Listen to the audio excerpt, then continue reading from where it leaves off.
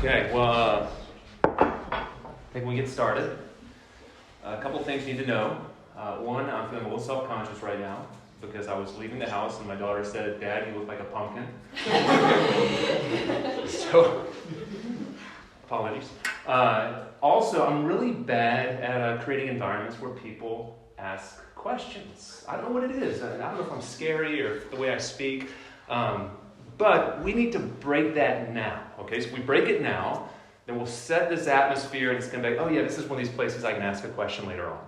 So I'm going to ask you a question and somebody's going to have to volunteer to answer because this is going to break the ice, okay? So lots of seminars, great seminars. You know, the planning committee's done an amazing job with this weekend.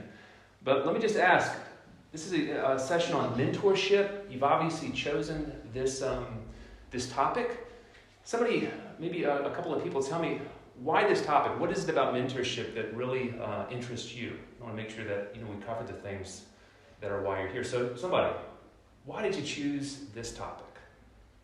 I know you really want to think about baptism, right? Or 5 Greek words. Come on, I'm not going to teach you any Greek. What's it about mentorship?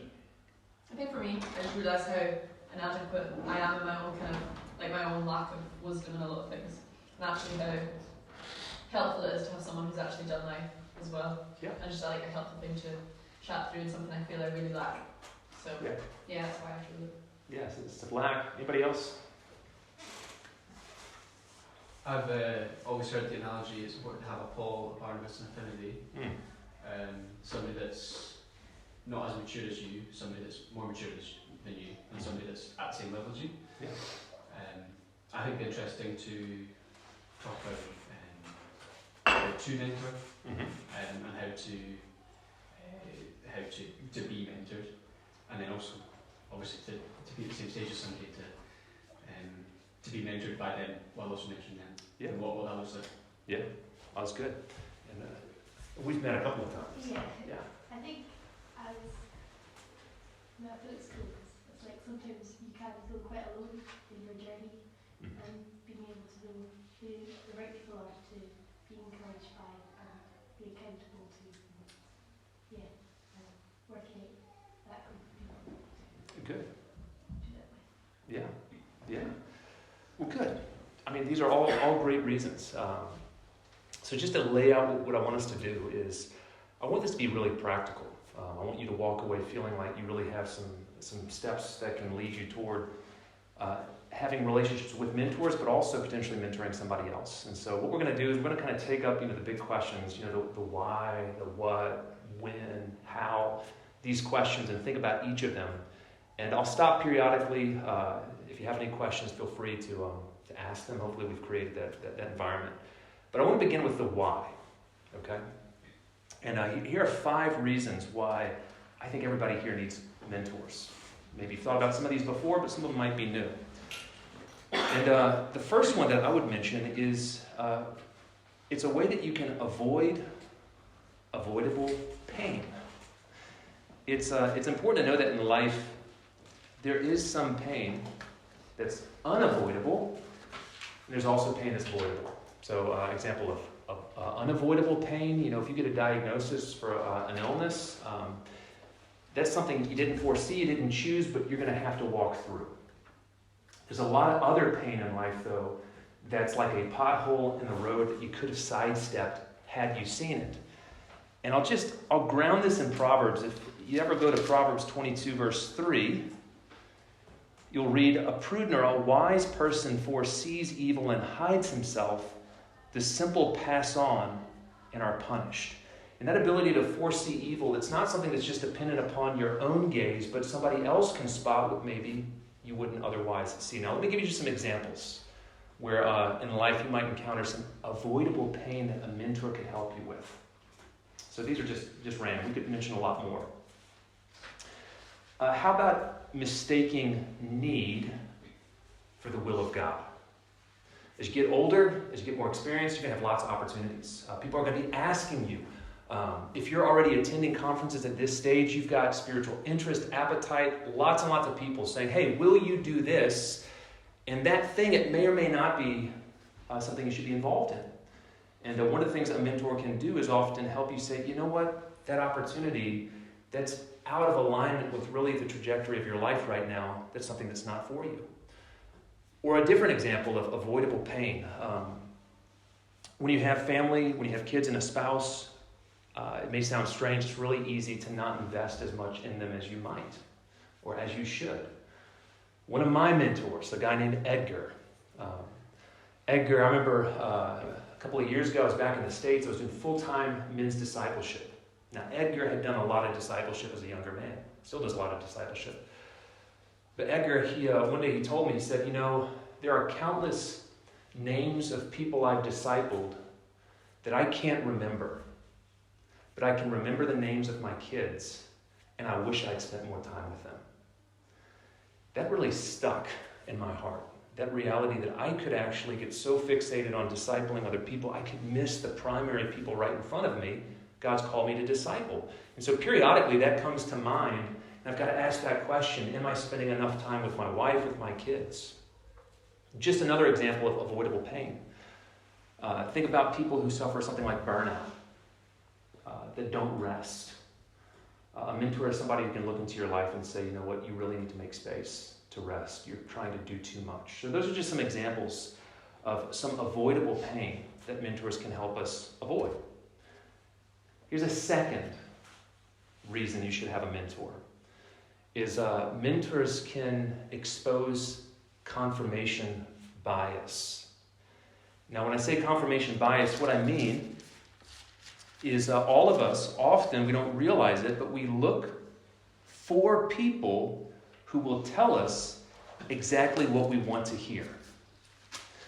Now, if you want to think of an example within the Bible, you could look at Solomon's son, Rehoboam. Remember Rehoboam? He becomes king. Young guy, probably, wants to prove that he's tough. He's going to be a tough ruler. The people, they come to Rehoboam.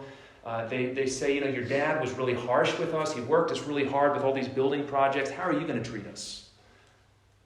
Now remember, Rehoboam, he goes to two sets of people to get advice. First, he goes to the wise older people. They tell him, look, be gentle. He then goes to his peers, and his peers say, no. You go and you say that, your finger is thicker than your dad's waist. He beat you with whips, I'm going to beat you with scorpions. Now, I'm pretty sure that was probably what Rehoboam wanted to hear. And so again, rather than having someone expose something in his heart that was actually destructive, he sought out people who would just tell him what he already wanted to hear. Now, I can think of a mentor. I can think of a moment in my life where things hadn't gone the direction I wanted them to go. Truth be told, I was panicked. And I was looking to do something that was going to be pretty radical in a shift, but I really thought this was the will of God. Now, I had an older mentor in my life who said to me, don't mistake panic for inspiration. And he exposed me. I wanted someone to tell me that, no, this was an inspired thought. The truth is, I was just acting out of fear, and I wasn't really listening, and I wasn't really waiting for God's guidance in my life. And so mentors can expose that confirmation bias that can be so destructive. Now, here's a third reason you want mentors in your life. It's that they can help you draw forth the deep purposes of your heart. Purposes that you don't fully have the ability to access on your own. One of the things about the Bible, it talks about the heart in two ways. Sometimes the Bible talks about the heart as deceptive. It talks about its propensity towards evil, the way sin comes from the heart. But there's another way that the Bible talks about the heart. So, for example, Proverbs 20, verse 5. Counsel in the heart of man is like deep water, but a man of understanding will draw it out. So the well springs of life the Bible talks about is within the heart, but it's subterranean.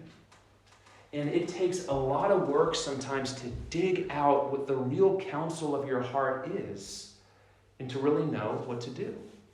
Now, a good mentor can help you do that. One of the interesting things about life is that often in life, we don't just have a good path and a bad path. When you're talking about the will of God, don't think that God's will is always going to be in one direction, or it's going to be one out of two options. Often God's will be something where you've got multiple good options that you get to choose from. Again, just a couple of years ago, I found myself, I was in the United States. My family was doing very, very well where we were. I was really excited. I was starting a discipleship ministry. Things were going well. And then this church in Edinburgh contacted me. And I had these two options. And I could serve God being devoted to discipleship. I could serve God by going back to a place that I had a deep burden for in Scotland. And it was really difficult to think through, well, which one is the better option? And one of the guys in my life who's a mentor, as he began to ask me questions, one of the things he brought forth is, you know what? You've always had this deep sense of a calling to preach. You thrive. You're alive when you preach. You're not preaching right now. And he helped pull forth some of these deep purposes and helped guide me that direction. I wouldn't have had that guidance without a mentor. Now here's a fourth reason to have mentors in your life. And this is that seeking counsel is a habit that you need to develop. So Proverbs 24 verse 6 says, "For by wise counsel you will wage your own war. In the multitude of counselors there is safety." You know this with any habit, with any virtue. That virtues and habits, that you can't develop them in a moment. They take time. There's a really important implication of that. If you don't develop the habit of seeking counsel in life, that critical moment where you need counsel, guess what you're not going to do? You're not going to actually turn to anybody. And so one of the things is that in these moments where maybe there is no crisis, you begin to be the kind of person that pulls other voices into your life. And what then happens at that critical juncture, now you have that tendency where you turn to people, but you also have the relationships that are needed that then you can lean on. But I'm going to push it even further than that. Why you want to develop the habit of seeking counsel. People who actually pursue being mentored, they're the people that eventually go and mentor other people. So you're never going to become the person who's going to mentor someone else unless you're developing the habit of involving other people in your own life. And here's my last reason why you want mentors. This is the why. Is that there is a real joy that comes from intergenerational friendship. It's so easy to get trapped in a silo of people your own age. And one of the really special things about the Christian life is we all enter in at different moments. We're all headed to the same destination. And it's an enriching thing to actually have people that you develop deep relationships with who have entered into that journey at different points and who can share that journey with you. And so just for your own sense of joy, to have these friends that are often older and in a different stage of life. Now, I'm just going to pause. This is my first opportunity to make things awkward by asking questions. I've told you I'm bad at this. But just in terms of these why reasons, is there anything anybody wants to ask about why mentorship is important? And we're going to get to the more practical stuff in just a second. Any questions? Anything somebody wants to add to this? Could you repeat point 4, please? Sorry, Joe. Yeah. The fourth one is just to develop the habit of seeking counsel. But again, this is something that becomes a part of your character. What would you say for, I feel like a lot of people, myself included, feel quite shy about burdening someone else with what's going on in their lives. Maybe we've come to it, but any reason for that to not be a hurdle that we have to jump over? Yeah, one of the gifts you give to someone by asking for their perspective is you give that person the opportunity to redeem something that very well is a painful mistake of their past. Here's what I mean by that. Everybody who lives life looks back and thinks, I acted foolishly at some stage. Now, I can't go back and undo the foolishness that I've done. What I can do, though, is when someone comes and asks me for advice, I've learned lessons that I can then pass on. So if I'm the prodigal son that stuffed my face in the pigsty, guess what? I can tell someone else, you don't need to go eat at a pigsty. Let me tell you about the Father's table. It's so much better. And so you're enabling people to rethink their life and to glean the life lessons that God has taught them and then pass them on. And that's actually a gift. That's a great joy for someone to be able to do. Any other questions just about the why? Okay. All right. Let's go to the what. Okay, so here we want to clarify what exactly are we talking about with mentorship. I'm going to give you my definition. It's going to be confusing. You're going to think, why do you have to make things so difficult? But okay, I'll define the definition, okay? So here's my definition of mentorship. It's an asymmetrical relationship for the sake of wisdom. Okay, asymmetrical, what do I mean by that? We think of symmetry, two things that more or less have the same dimensions. What I want you to distinguish in your head is that mentorship and friendship are different. When you're talking about spiritual friendship, and spiritual friendship is something I like to talk about. I talk about often. But spiritual friends are people that typically are very similar in terms of their stage of life, in terms of maybe where they are spiritually, their development. With mentorship, you've got something that's asymmetrical. You've got two people, and one person typically, not necessarily, is older. But if they're typically older, it's because they've got more experience. And the important thing about mentorship is it's a relationship that has a specific goal in view, and that is growth in wisdom. And so it's important to see that because then you can distinguish mentorship from something else, which is coaching. So a coaching relationship is something that's primarily focused on skill development. So you might be coached even spiritually. Someone might help you, for example, lead small group Bible study. Now that's a skill that you can grow in, but mentorship is not really skill-based, it's wisdom-based. And let me define for you my definition of wisdom. Wisdom is hard-won perspective on life that comes by walking with God through the challenges of life. It's hard-won perspective on life that comes by walking with God through the challenges of life. Key words there, it's hard-won. You can get knowledge from books, you can't get wisdom from books. Wisdom has to actually be lived out. But as you live life and experience the difficulties, what you get is perspective. But the specific perspective that we want as believers is we want to know, how do you walk with God through the challenges of life? And what's interesting is you read through the Bible, you'll find two words are often used together. They're wisdom and understanding.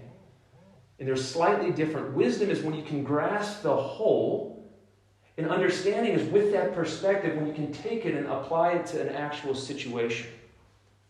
And so that's what a mentor is able to do. We talked about Paul, what Paul can do with Timothy. He's got a perspective. He's walked with God. He's led churches. And now as he's got this young minister, he's able to take that perspective and apply it into the concrete situations that Timothy or Titus are facing. And that's exactly what you're seeking with this type of mentorship relationship. Now, let's raise another real practical what question. Mentorship, is this a formal relationship or is this an informal thing? Now there's a rule, and this is a rule with discipleship as well, but it factors into mentorship, that in most cases more is caught than taught with anything. That when you're around someone, you catch more than is explicitly taught by observing who they are. Now, what this means for mentorship is that it's not an either or. Mentorship can be formal or it can be informal. I can think of Ed Miltenberg. He would be an example for me of someone who he doesn't know that he's been a mentor in my life. But if I was to look at my marriage, if I was to look at my family, Ed and Lori Miltenberger, I see them all over what my wife and I have tried to do. Now, they've mentored us not because I've ever gone to Ed and asked him, would you be my mentor? But as we've had opportunities, we've observed, we've been around them. At times we have asked them questions, but they have shaped me. And he has shaped me, but in a more informal way. Now, in my life, I can also think of Rod Olds. Now, Rod Olds, I went to Rod Olds specifically about 5 or 6 years ago, and I asked him, would you mentor me? I'm at a crossroads. I need help. Can we meet with some kind of regularity? And so we've had a lot more of the taught kind of mentorship where I ask him questions, I get his advice, and he has helped me guide me through a couple of important decisions. So it can be formal, it can be informal. And let's just raise one other what question. Is it regular or is it irregular? And again, it can be both. The key thing with mentorship is that you're asking this question, does this person really know me? And do I really value their wisdom? Now, if that person fits that criteria, it may be that you set up some kind of relationship where every month you meet up, they ask you questions or you go for a walk. Or it could be the kind of thing, if they really know you, that you drop out of their life for years, but then can enter back in. So for me, for example, I mentioned Rod Olds. Rod Olds is actually my uncle. Rod Olds, he watched me grow up. When I was at university, I used to often stop by his house, and as I got married, we'd spend time with him and his wife. But from my early 20s to my mid-30s, he had very little to do with my life. But in my mid-30s, I suddenly had a couple of big questions. And so I went to him and I asked him, would you become a mentor? Because he knew me more deeply, honestly, than anybody else that was present in my life at the time, he was able to come in and we were able to then begin to have regular meetings and he was able to mentor. But so a mentor, again, if they know you, it's something that it can be periodic. There can be time that elapses. As long as they know who you are and you trust their wisdom, it doesn't have to be a set kind of regularity in your life. So that's kind of the what. So we've got a definition. We've got a few criteria. If there's any questions, I'll just stop there and make it awkward a second time. Why not? Any questions about any of that? In terms of what this is, how it's different from other types of relationships? So could you repeat the definition you gave for mentorship? Sorry, the asymmetrical. So it's an asymmetrical relationship for the sake of wisdom. On the back of that, I think something that a lot of us probably struggle with, or I certainly do, is that idea of an asymmetrical relationship. I think of my relationships in my life, or probably apart from my parents, where even then I actually sometimes feel bad when I feel like I'm asking my parents things, and I'm also, oh, tell me about your day, how's work going for you, I feel like it's quite difficult to cultivate that. Obviously you're not going to ignore their needs in their life, but actually it is very much that asymmetrical relationship. Do you have any, how would you advise us to kind of, be okay with that? And almost, I don't know. If you were to take the formula of a mentorship relationship and apply it to friendship, you'd be a terrible friend. You would be the person who would be sitting there talking way too much, needing to ask questions. Not to say that you don't ask your mentor questions, but there is this sense where they have something that they can give you that in a sense you can't give them, except for you are giving something to them, and that's what I mentioned earlier. The gift you're giving them is allowing them to take their experience and pass it on. And a lot of it has been really hard won. And so I think what you're giving, it doesn't look like a gift, but the truth is if the person is if they really understand the heart of a mentor, they're getting from this more than you realize. Because there's a joy. Remember that intergenerational friendship. It's not just about you having an older person in your life. It's a privilege for them to have someone else in their life that they get to walk through. And so view that as a gift. And I think maybe that can change how you approach the relationship. Any other questions? Let's go to the when question. When do you really need mentors in your life? Now, I think the baseline of the Christian life, the thing that you don't want to go without, week by week, month by month, is spiritual friendship. You don't want to walk through your Christian life alone. And you need people. The thing about friends is you share more of life often with them than you might with a mentor. And so I hope there's never a stage of your life where you don't, if someone was to ask you, do you have Christian friends that you're really sharing life with, that you'd immediately say, yes, I do. I have those. Now, it'd be great to have mentors all the time. I think you may not always have them like you have friends. And so I think there's some critical win moments. There's some junctures in life that you don't want to pass through these junctures without a more experienced guide. So what are some of these examples of these occasions? One I would mention would be leaving home, whether going to uni or ending university and beginning life on your own. We just heard about parents. God has built in mentors into our lives called mom and dad. As you begin to leave home, though, that relationship changes. It's not that they can't stay in that role, but you don't want to be solely dependent upon them. And so that's a time when you begin to look for mentors. Churches are great ways to do this. They're full of older people with wisdom. But to begin to have some older voices that can have similar kind of roles in your life as you begin to transition and establish a life on your own. Another critical juncture, marriage, or when you begin to have a family. Marriage is beautiful. It's a gift.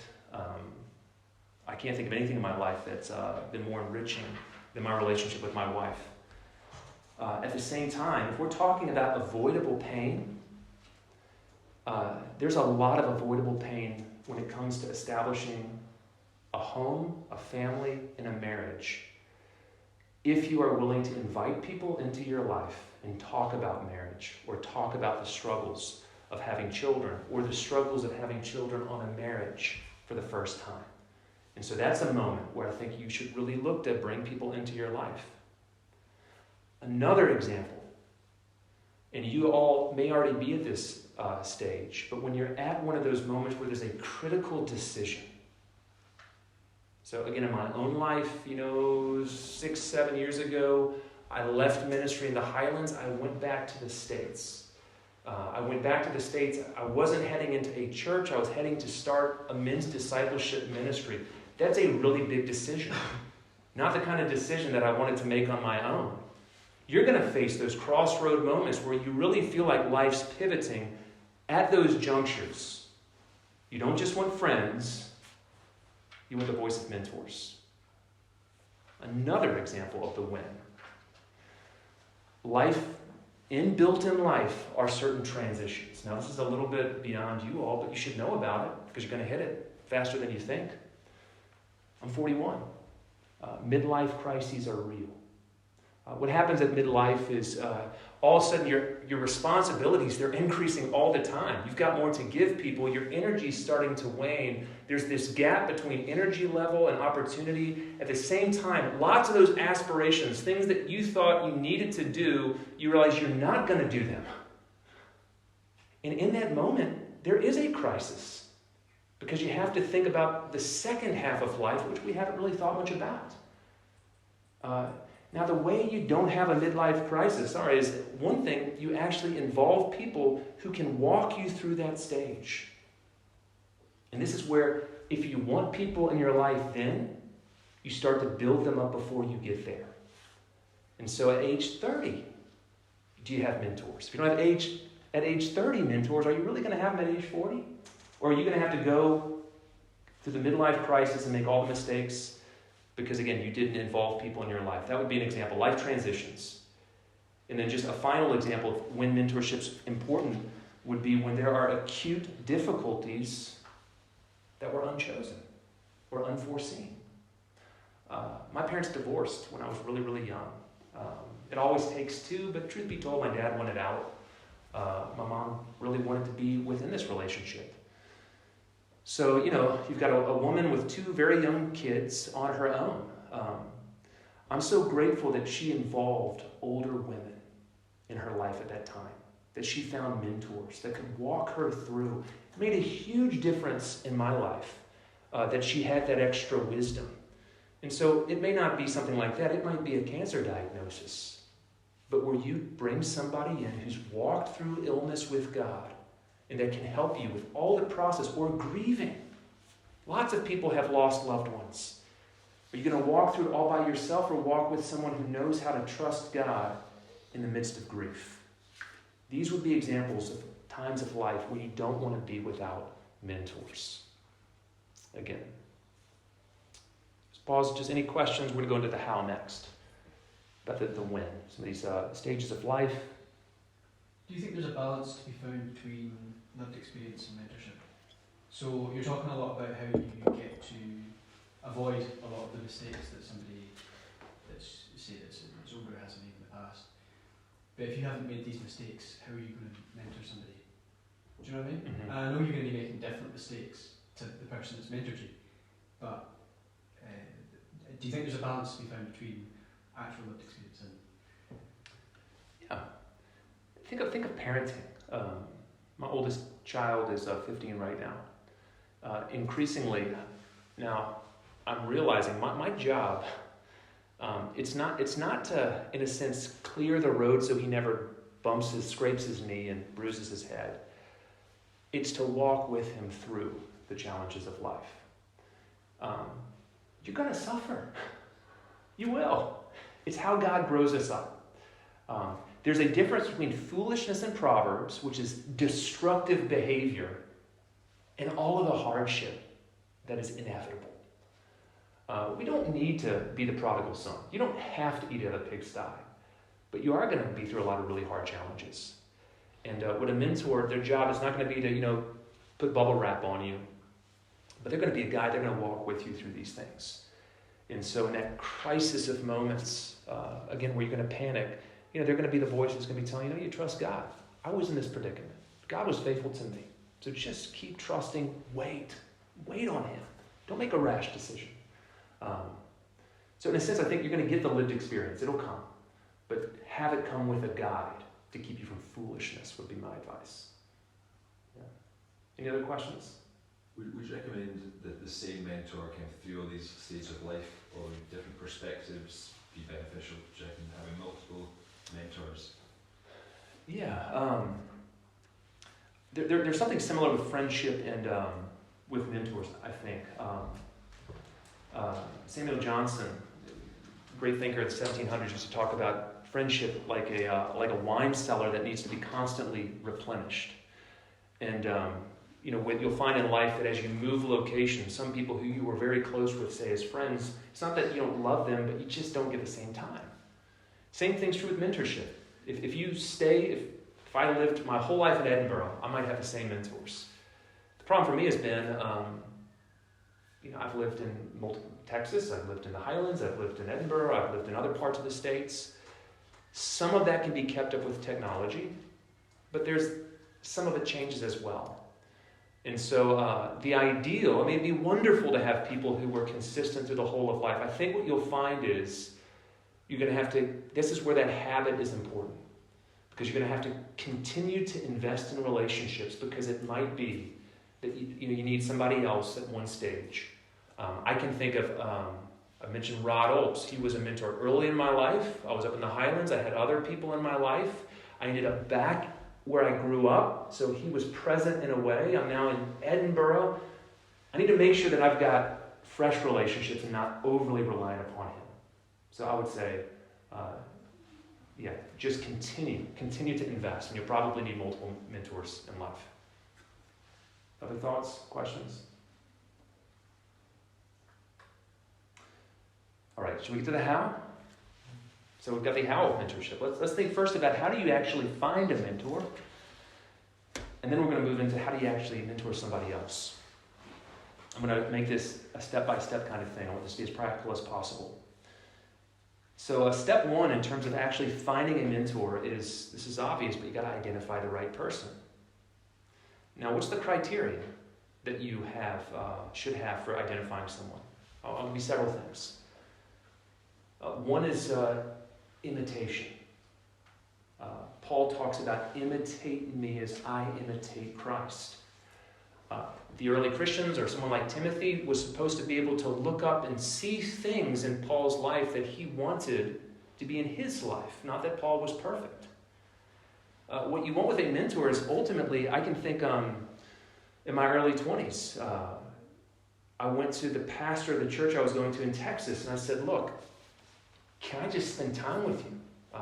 I like your family. I like your marriage. Can I just see into your life? And there's a sense that, not that he was perfect, but there was a lot that I valued. So there's the imitation aspect.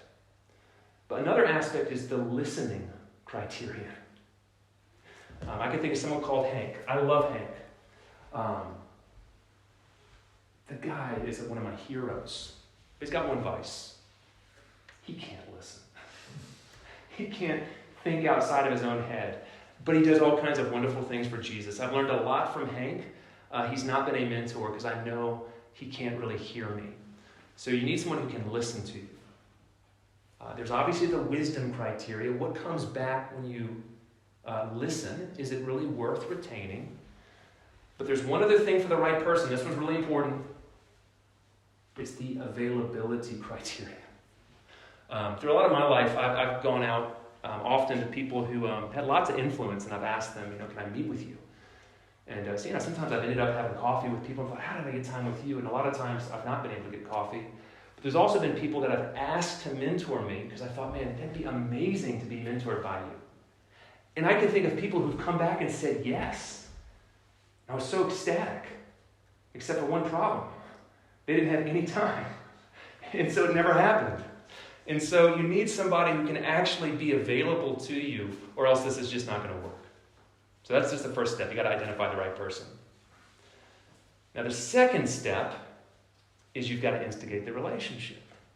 And let me tell you what not to do. Here's the question you don't want to use, unless you want to scare 9 out of 10 people away. Will you be my mentor? Okay?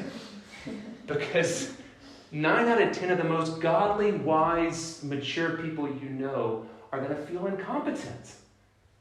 Because they're going to think of something really formal, and they don't think that they can do this. Now, there's an alternative route into the relationship. Let me give you some examples of other questions. And you could think of a lot more than this. But, imagine if you're a newlywed couple and you go to somebody and say, I really appreciate your marriage. Could we get together and talk about marriage sometime? Or imagine going to somebody and saying, I'm really struggling with a big decision. Could we talk about this? Or even this, could we just start meeting up regularly? I really would like to get to know you better.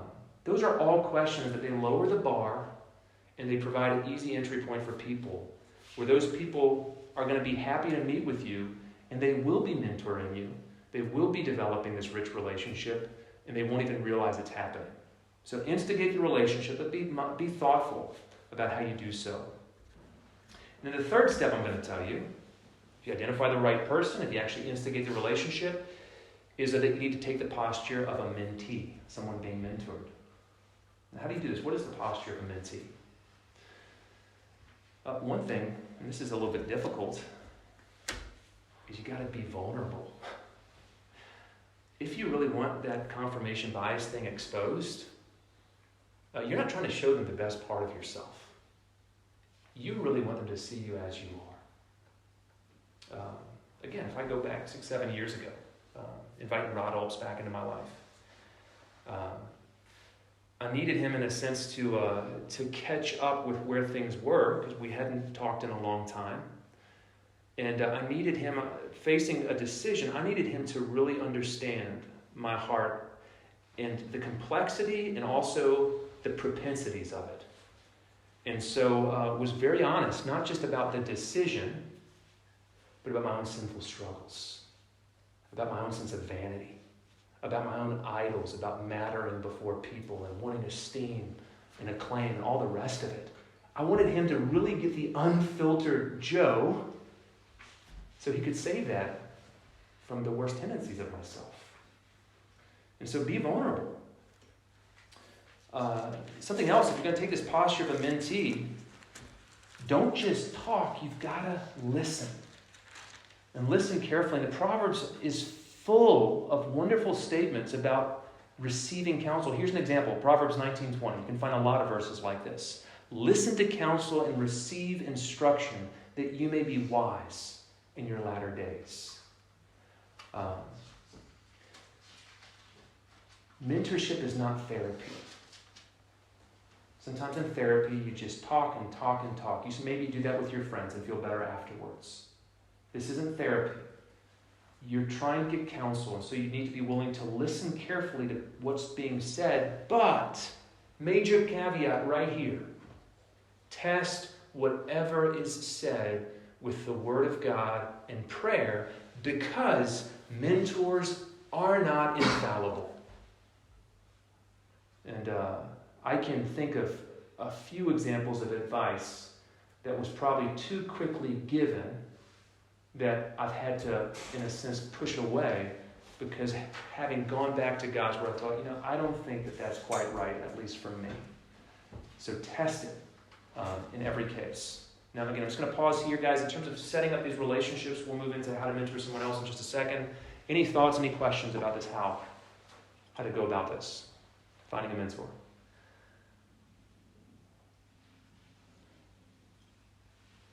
Does this sound doable? Anything scary about this process? I think the availability aspect of identifying the right person is probably a fear of mine that I get the most is, do they have the time for me? Can I have these questions in my head? And then if they're not available, then it's like, they're not interested in speaking with me. I think that's probably a big hurdle for me to get over personally. Do you have any advice on that? I think my only advice would be that I've often sought out two people, and they're both godly, they're both wise. One has a lot of status, one doesn't have so much status. Same quality of people, same caliber. What has led my heart to want this person in my life, often it's just not happened. But if you push these people aside and find these other ones that you're not looking to because they have some important role, but man, they have a quality of life, they've got wisdom, they tend to be available, right? So take out of your heart that thing that just says, I want time with this person, I want time with the pastor, the pastor's wife, or the executive of the company as a Christian, for the wrong reasons. And go find for the right reasons somebody. And that person's probably going to have that availability.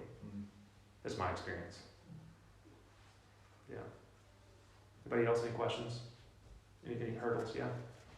I've always kind of hoped that the mentor will find me, but I don't have to go and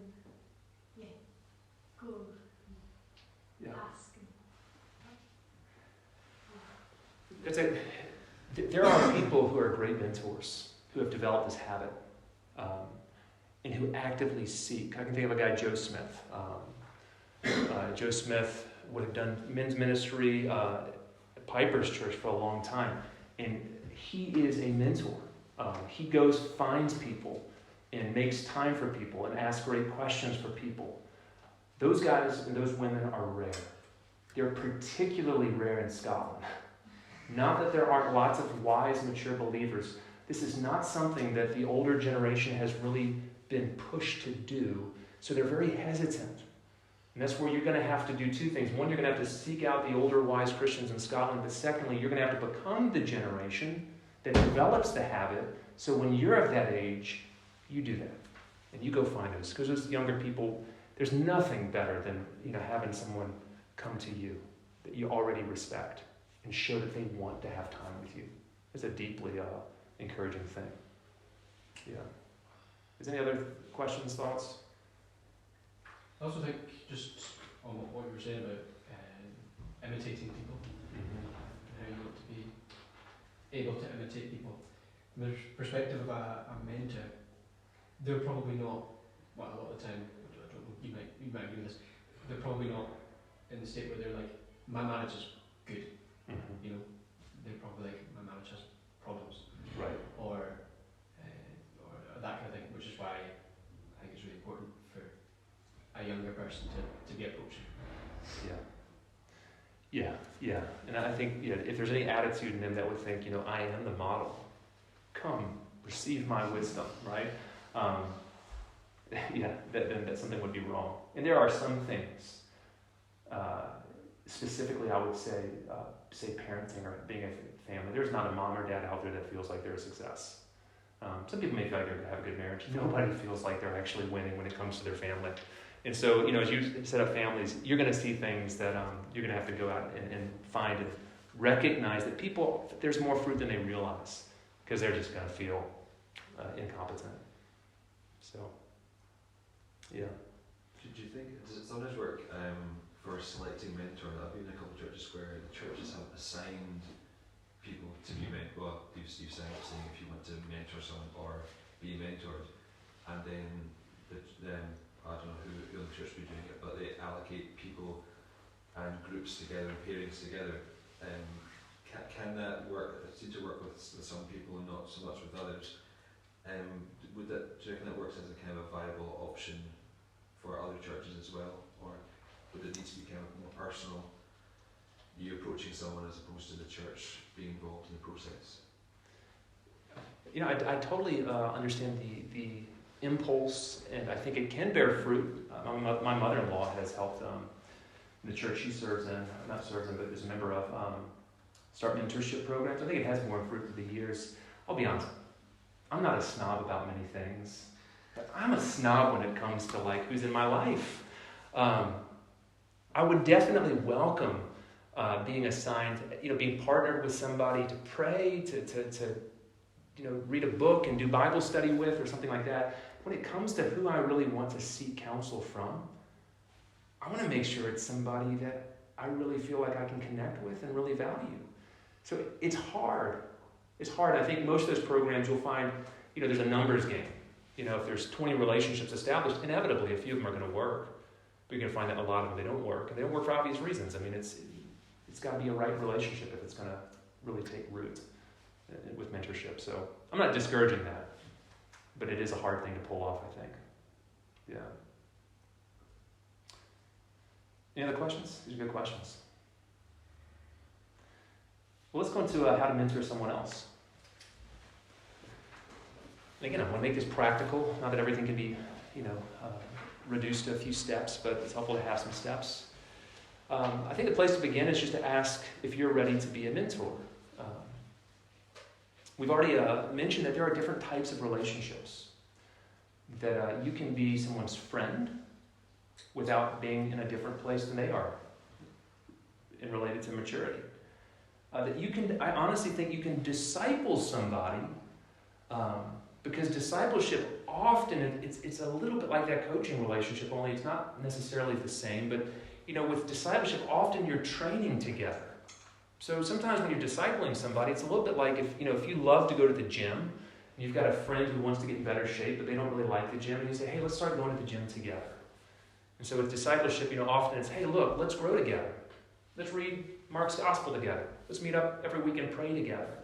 In a sense, you're training together and growing together, and that's slightly different. There might be a mentorship element, but mentorship is a little bit different. Remember, it's wisdom-based. And what that then means is that you need two things to be able to really mentor somebody. One ingredient is you've got to know the scriptures. Not perfectly, but you've got to have biblical wisdom. You're not just trying to give your perspective, but it's biblical wisdom that's been tested in real life. And so there's an experiential element. Now, with a mentor, it's important to note it's relative. So if you're a university student, you may have a lot more experience in scriptural knowledge than, say, a high school student. So there might be someone that you can mentor, but you may not really be able to mentor someone who's at university with you, that you really haven't lived any further than they have. And so you've got to ask that initial question with someone, can I be the mentor for this person? Am I ready for that relationship? Now, if you decide that you are, there's a few things I think that can really help you grow into the role of a mentor. One is just to learn how to ask good questions. I mentioned Joe Smith a couple of minutes ago. One thing I love that Joe Smith says, he says, if you want better answers, ask better questions. I don't talk to Joe very often, but when I do, he asks me things like, how's your margin? In other words, are you just exhausting yourself? Do you have any space in life? He always asks me, how's my marriage? And then the one that's really invasive, he asks me, he's an older guy, but the way he puts it is, how's your internet? That's pretty probing. What are you looking at? I'm not saying that you have to use those kinds of questions. I would say that Joe Smith is a little bit more of a discipler sometimes than a mentor, but you get the point. If you're going to help draw forth the deep waters of someone's heart, learn how to ask good questions that help them to talk more deeply about their lives. So you ask good questions. Something else is you learn how to listen well. I mentioned Hank earlier, who I love, but is not a mentor, and he's not a mentor. He can't really listen. The worst thing is to offer advice having not heard what was just said, right? We all know what that's like. You gotta listen. Listen like a doctor. You're trying to really understand the individual in front of you. And then, if you offer any advice or wisdom, be as cautious as a doctor prescribing medicine. It's a dangerous thing to offer your opinion. And I'm not saying to be so fearful you're never willing to say anything. But if someone is possibly going to take your words and factor it into an important decision, you really want to be careful not to say more than you really have wisdom to say. And so there's nothing wrong. As a pastor, I have endless occasions where people talk to me, and at the end of it, I don't have a clue what to say. I don't know why people trust me as their pastor. It's foolishness on their part. And in those moments where you don't know, it's okay. You say, you know what, let's pray about this together, to acknowledge those kind of difficult moments and not to feel like you've got to be the oracle that has, every truth that someone needs to hear. So be cautious. And then here's just something else that I think can really make a difference. It's really practical. It's maybe too basic to mention. But take on the burden of scheduling the time.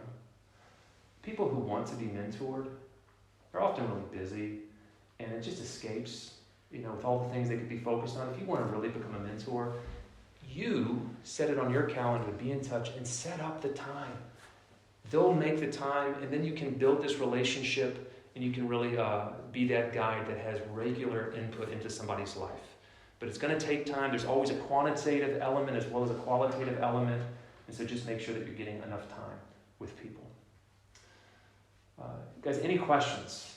And this is really where we're going to end. But any questions in terms of mentoring somebody else?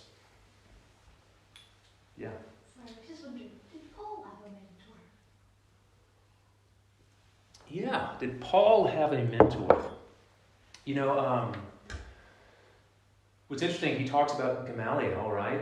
He sat at the feet of, in his rabbinical training, but that was more of a kind of a discipling intellectual formation. In terms of, one of the things about Paul that's so interesting is, he has this personal encounter with Jesus, where he receives the gospel, receives a mystery personally.